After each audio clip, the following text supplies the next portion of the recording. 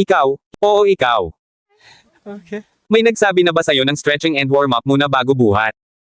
Tere, samahan kita at mag-share ako ng sarili kong experience na makakatulong para sa'yo. Magkaiba ang gamit at pamamaraan ng stretching at warm-up.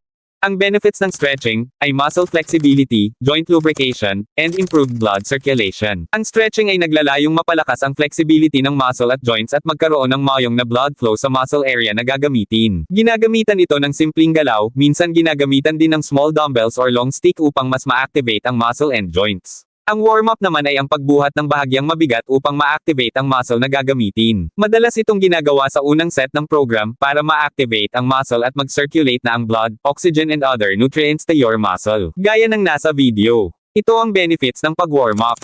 Muscle activation, joint lubrication, and increases focus. More fitness tips and hacks for newbie and other gym rats. Salamat sa inyong panonood. Hanggang sa muli mga ka-gym rats.